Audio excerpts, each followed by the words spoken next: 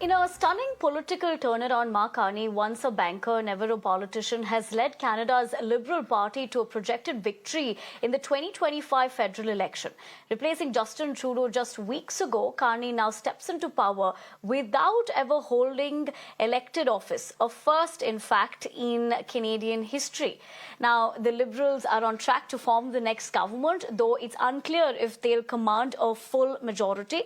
Conservative leader Pierre Poilievre, who once appeared poised for a win, conceded defeat but refused to step down, despite his party, that is, falling short. Meanwhile, new Democratic Party leader Jagmeet Singh suffered a crushing blow, losing his seat and announcing his resignation.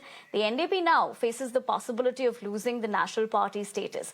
As Canada recalibrates, one defining issue looms large: how to handle Donald Trump's pressure on Canada's sovereignty. Listen in.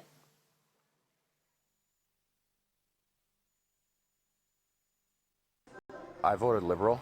I just think that in this real uncertainty that we have right now, economically, financially, housing crises, I don't think there's a better choice right now. I know people believe in Poilievre, but it's the same like sound bites that you get from anybody else. It sounds like mini Trump to me. I work at the food terminal, and this tariff thing has created a bit of an issue for us. Tariffs being on, tariffs being off. Every week it's a meeting about what we're doing. And, I think the elections are good for Canada. I think Canadians coming together from, all the shade being thrown from the States is great. But it's definitely created some turmoil, that's for sure, some problems. There's only so many times that you can hear, 51st state and governor this and all that disrespect that's coming, that you have to think, at some point you have to take it seriously. And you shouldn't be disrespected in that way anyway.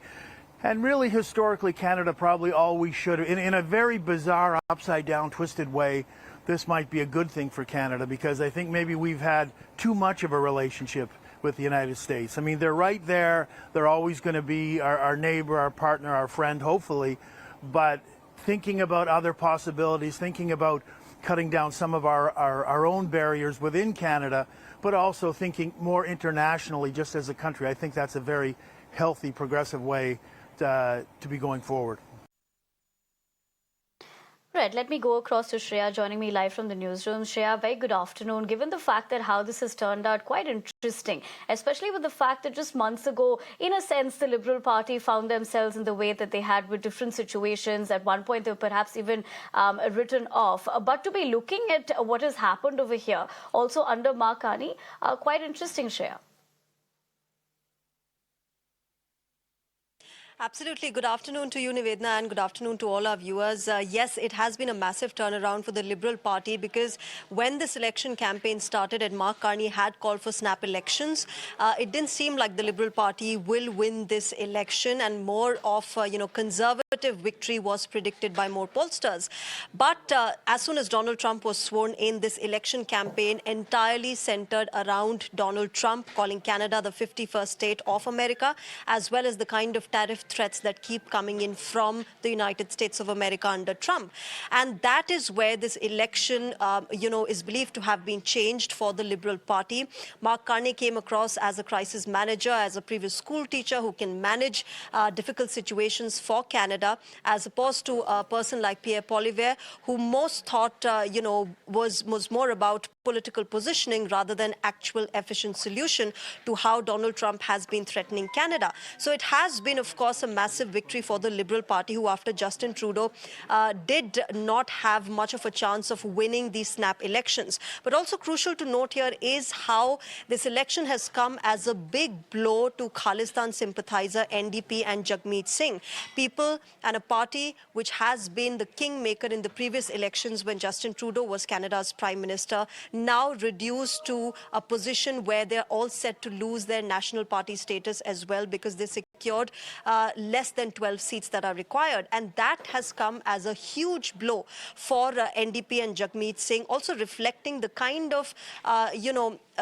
opposition that stands against Khalistani sympathizers on Canadian soil.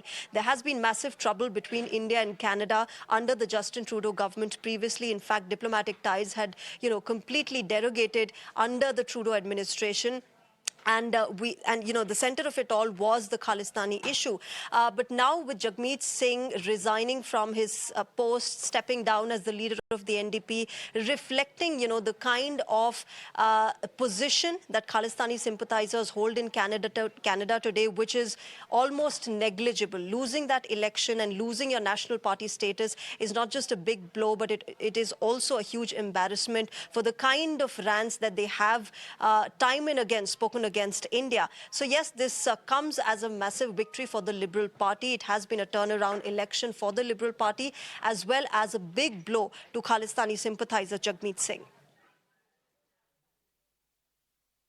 Right, Shreya. I appreciate you joining us not only with the latest, but also helping us draw a better perspective as to how this really panned out and what could have been that turnaround moment for them, where, of course, Canada has now decided. Having said that, we'll leave the conversation at that. Remember, Kani now steps into power without ever, in fact, very interestingly, holding elected office, a first in Canadian history as well. And the Liberals are on track to form the next government. But before